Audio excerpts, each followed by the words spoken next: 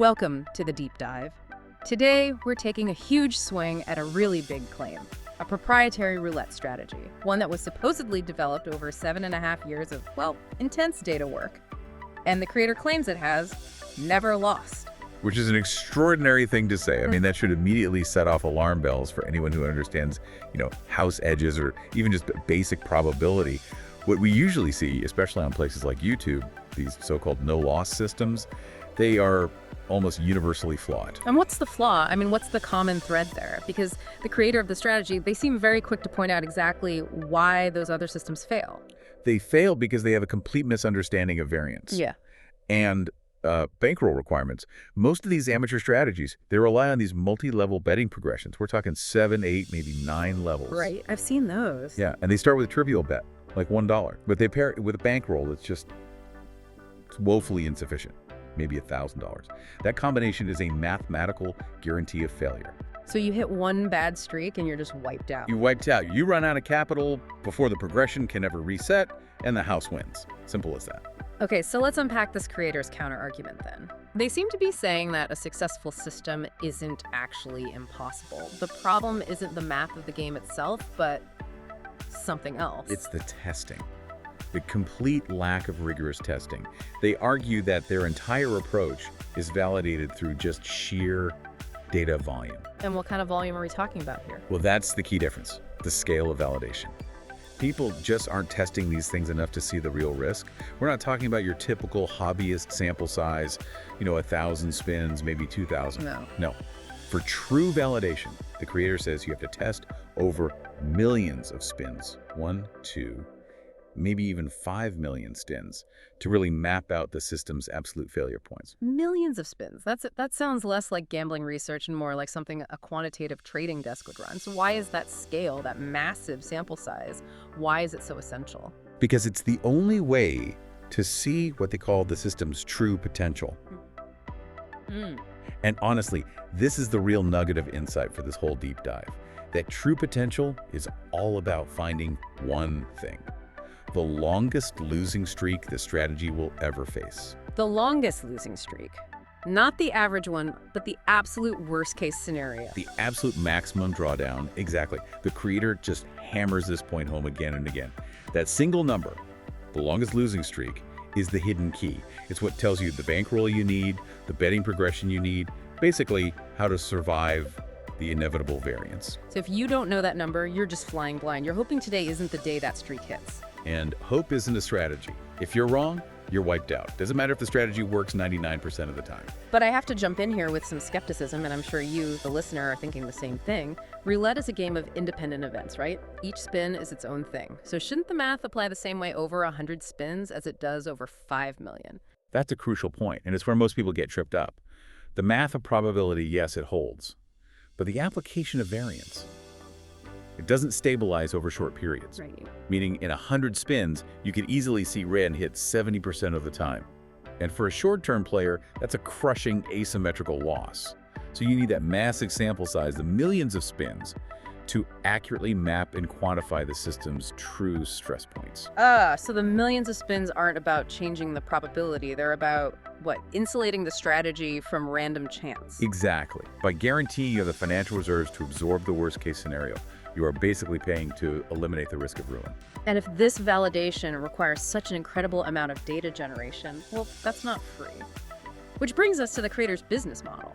They sell the very thing they claim is essential: testing. Yes, on their site, wheelpulsepro.com, they offer this deep testing service for other people's strategies, and they're very upfront about it.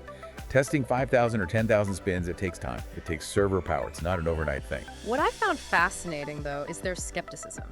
They warn you that if they look at your strategy and think it's fundamentally flawed, they won't even take your money. They just won't test it.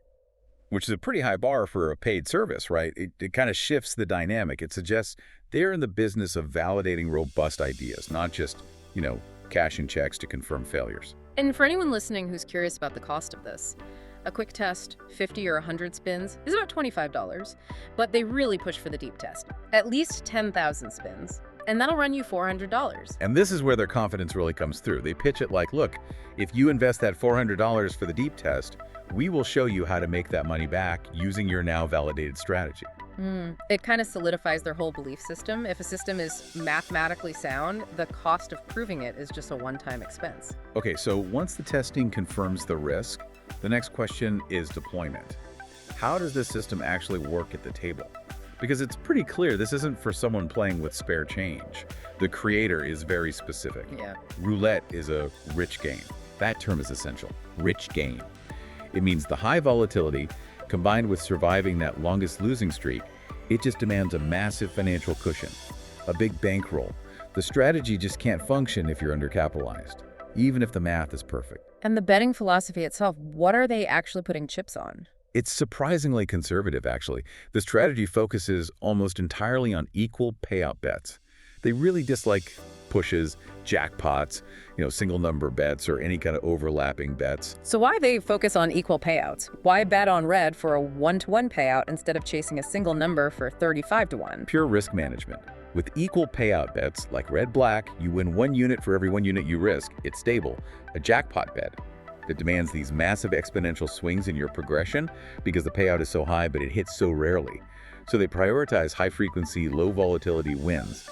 It requires far less risky capital to absorb the losses. So, simple payout, but the trigger for when to bet is where the complexity comes in. The core of their premium strategy relies on 4 triggers. And these triggers are dynamic. They can appear back-to-back, they can be combined, and you apparently can't see them without special tools. Impossible to see manually. These triggers are essentially complex patterns.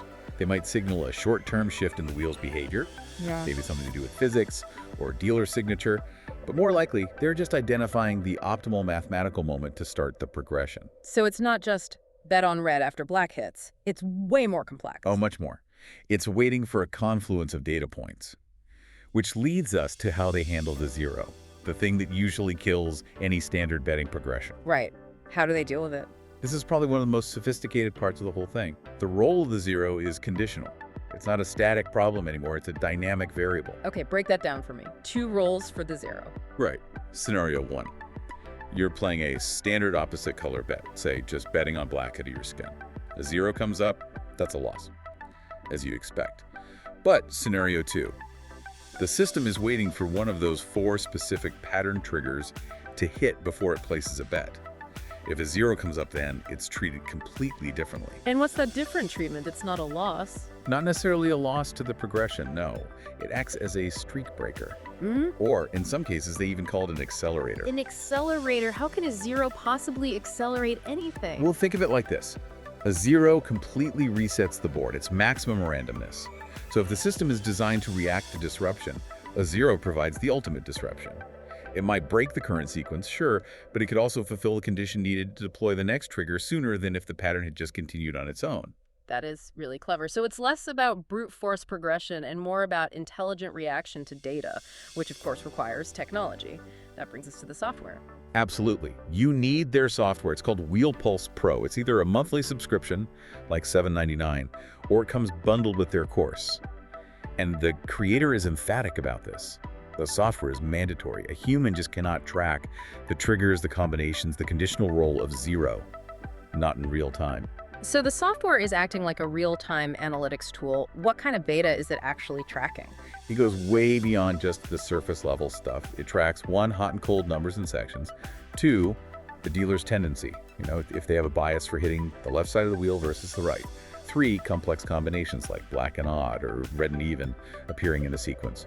And finally, and most importantly, it manages the betting progression for you based on the trigger and that all-important longest losing streak number. And all of that is the foundation for a system that they claim is a guaranteed way of making money, backed by 5 million spins. It's the ultimate statement of confidence, really. And to back it up, they detailed these very specific, conservative financial goals. Conservative? How so? The goal isn't to double your money in an hour.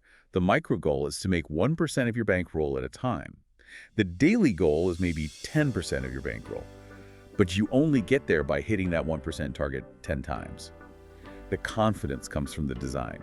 They believe that because they've mapped the probability, they know that eventually you get the wins. Which suggests you need a lot of patience. They even say you can play this while, watching a show because some triggers take a long time to hit. It's all about waiting for the system to give you the green light, to tell you that the optimal pattern has finally shown up. It requires patience, discipline, and stamina, and a big bankroll. If you have all that, their thesis is that probability ensures the return. But that raises a really critical question we have to talk about. If you have a huge bankroll and a progression that's guaranteed to absorb the worst-case scenario, aren't you just playing a massively overfunded martingale system? Is it actually beating the house edge or just outlasting the variance? That is the core philosophical tension, isn't it? The creator would argue that by accurately mapping the variance, they've neutralized the risk of ruin. Which is exactly where a standard martingale fails and where the house edge gets you.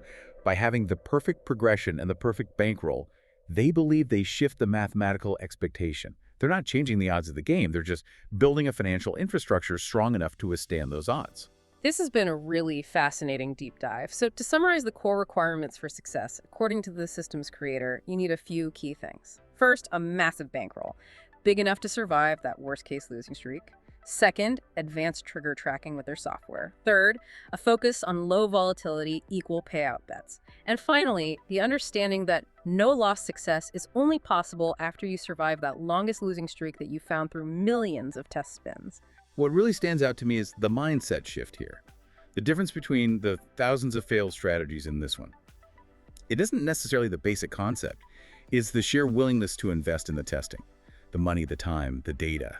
All to quantify and absorb the real risks. It really turns the whole thing from gambling into data science. Which leaves us with a provocative question for you to think about. If a gambling strategy truly becomes guaranteed through testing over millions of spins, and provided you have the massive bankroll to withstand that longest losing streak, does that change the fundamental risk calculation from a game of chance to a calculated leveraged investment? Something to think about. That's it for this deep dive.